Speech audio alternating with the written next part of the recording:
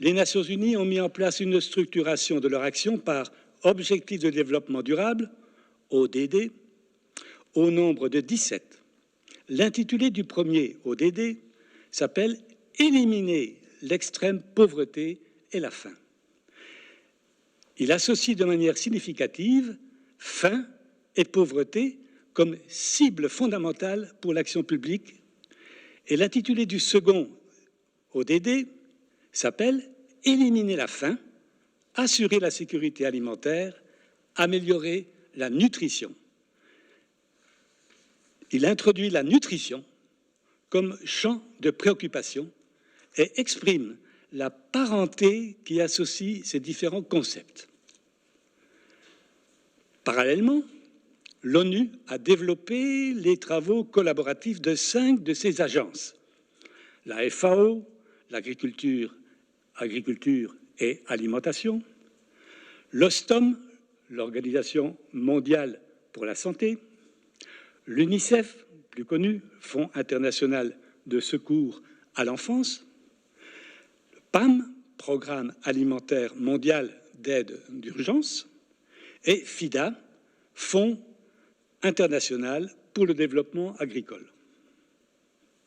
Depuis 2017, le rapport annuel de l'ONU sur ces sujets, rédigé en collaboration par ces 5 organismes, ce qui accroît sa valeur de référence, a pour titre révélateur « L'état de la sécurité alimentaire et de la nutrition dans le monde ».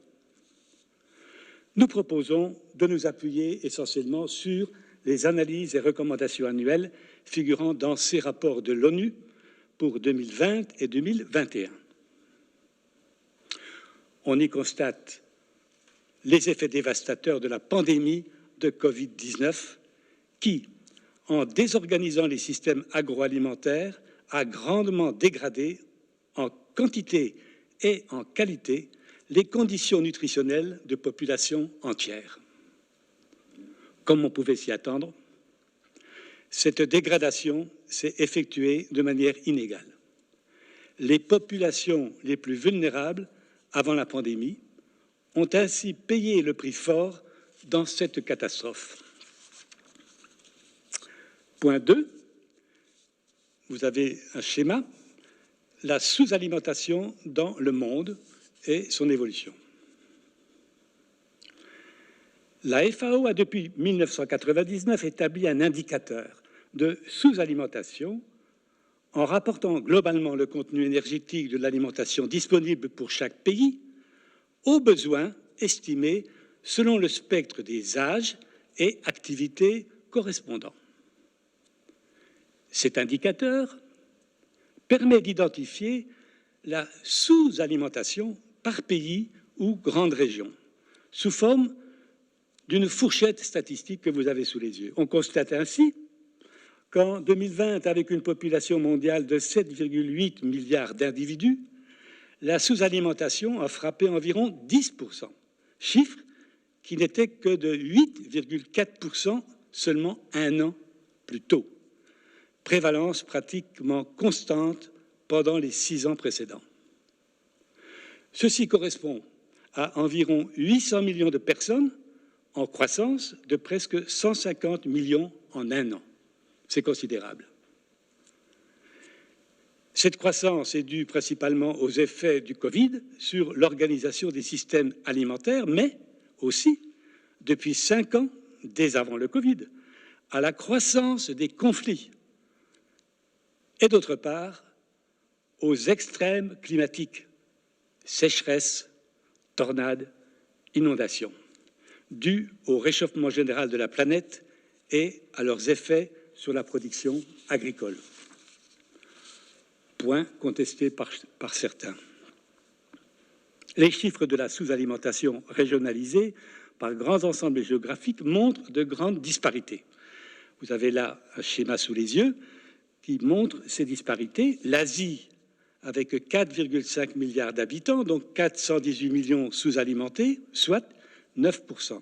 Et l'Afrique, 1,2 milliard d'habitants, dont 282 millions sous-alimentés, soit 24%. À eux deux, ils fournissent les plus gros contingents de personnes sous-alimentées. Mais la prévalence en Afrique est presque 3 fois supérieure à celle de l'Asie.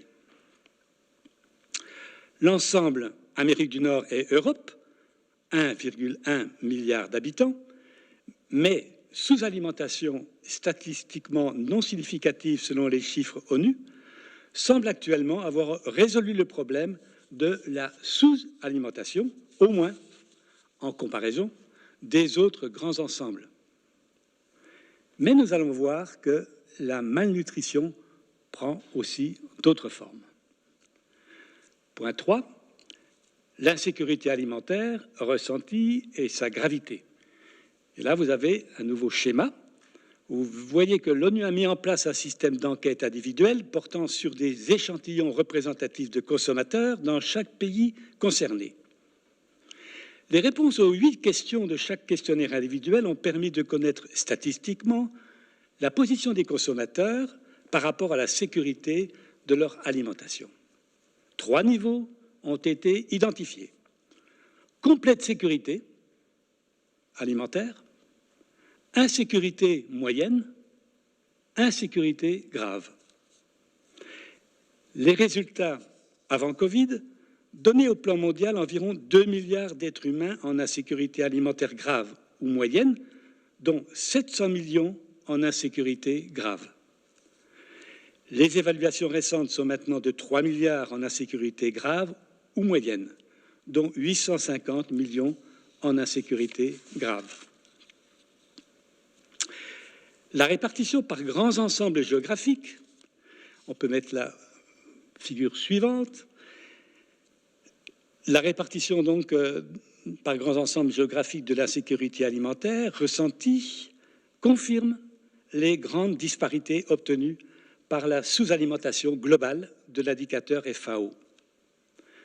On voit que les 2 extrêmes sont avec pratiquement le même nombre d'habitants, 1,100 millions, l'Afrique et l'ensemble Amérique du Nord et Europe, avec respectivement 277 millions et 11 millions de cas d'insécurité alimentaire grave, pouvant conduire à la famine. Pour ce qui concerne les populations visées par le colloque de Nancy, pauvreté au pluriel, il est clair qu'elles sont dans le temps présent essentiellement abritées, ces personnes-là, de l'insécurité alimentaire grave par leur rattachement à des pays développés, ce qui ne signifie pas qu'il faille s'en désintéresser. Point 4. Les contenus nutritionnels de l'alimentation.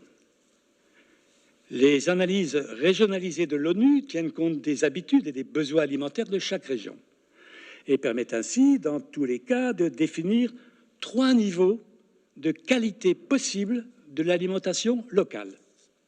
Ce sont les marches d'escalier que vous voyez. Le rapport ONU 220 présentait une partition en 3 niveaux. Le premier niveau, c'est la suffisance énergétique.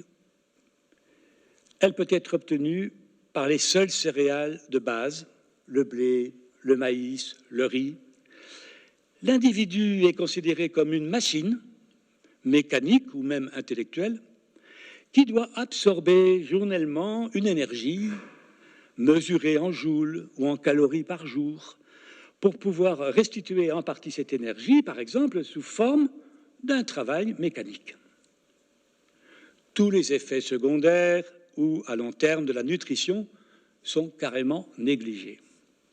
Il s'agit donc d'un niveau permettant, oui, une survie, voire une vie de qualité diminuée, mais en tous les cas pendant une durée moindre.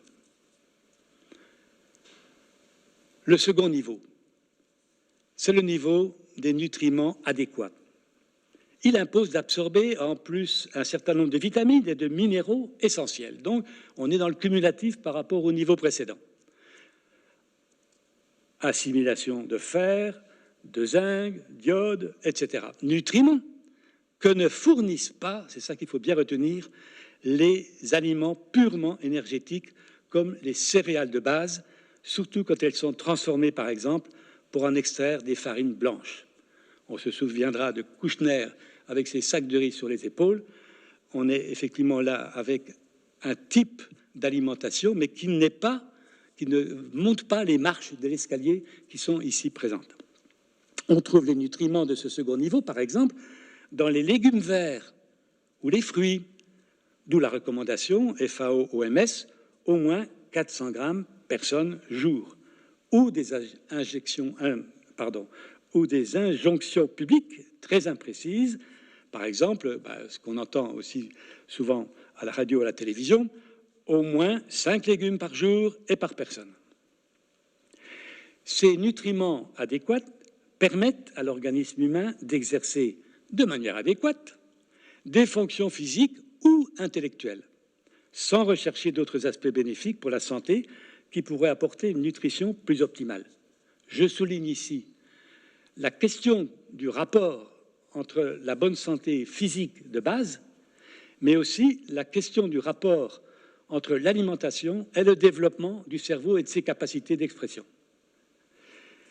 Le troisième niveau est le niveau de nutrition dit de pleine santé. Il s'obtient à partir d'une alimentation très diversifiée, dont on sait maintenant qu'outre la suffisance énergétique et les nutriments adéquats du second niveau, elle peut contribuer à lutter contre les pathologies non transmissibles, par exemple certains cancers, ou contre un vieillissement trop rapide. La diversification permet à l'organisme individuel de choisir lui-même les nutriments peu courants et à faible dose parmi la palette diverse d'aliments qui sont ingérés. Il offre donc le choix. Mais deux remarques s'imposent, particulièrement importantes pour les populations économiquement défavorisées. Donc là, on touche la question de la pauvreté économique, bien sûr. D'abord, le coût des différents régimes s'élève en général avec la qualité. Donc, ce qui est en rouge a une certaine valeur, et on va voir qu'il va y avoir un doublement sur la seconde marche, et encore la même chose pour la troisième. D'abord, le coût des différents régimes donc s'élève avec la qualité. Ainsi, le niveau nutriment adéquat coûte environ le double du niveau suffisance énergétique et moitié moins que le niveau nutrition de pleine santé. Dans ces conditions, on trouve que le problème de la malnutrition pour les pays développés n'est plus principalement celui du manque de nourriture, mais celui de l'économie des filières de la nutrition de pleine santé, avec des prix qui sont tirés vers le haut par les classes aisées du système libéral. Par ailleurs, les habitudes culturelles d'une part et les injonctions publicitaires d'autre part peuvent conduire des segments entiers, même de classes favorisées, à choisir des nourritures n'assurant pas et de loin un état de bonne santé. La malnutrition correspondante est principalement celle de la surconsommation généralisée de sucre, de graisse animale saturée, de sel et de renforçateurs de goût. Les conséquences sanitaires pour la population sont le développement important de diabète de type 2 ou de surcharge pondérale, voire d'obésité.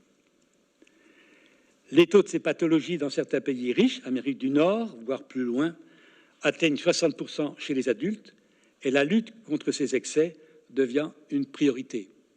On voit dans la situation actuelle où on est avec cette cinquième vague de pandémie de la Covid, qu'aux États-Unis, beaucoup de gens sont dans cette situation d'être obèses et donc sont des personnes hautement à risque.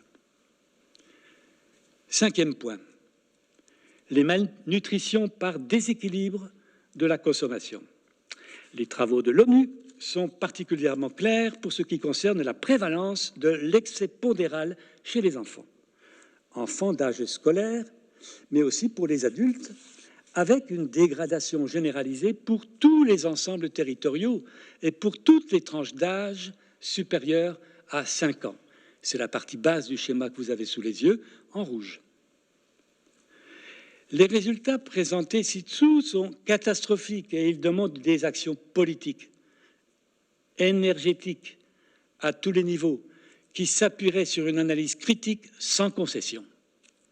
Ça n'est pas le cas.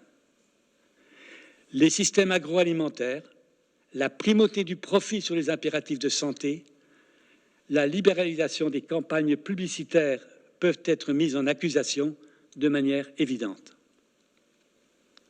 Sixième point, en termes de conclusion et de pistes d'action, ces dernières décennies, les systèmes alimentaires ont permis de produire une grande variété d'aliments nécessaires pour nourrir une population mondiale en expansion rapide et de plus en plus urbanisée.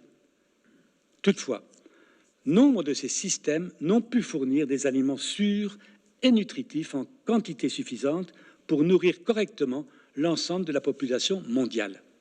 En effet, avant même le déclenchement de la pandémie de Covid-19, près de 3 milliards de personnes n'avaient pas les moyens financiers de se procurer une alimentation saine, selon les critères de l'Organisation des Nations Unies que nous venons de voir.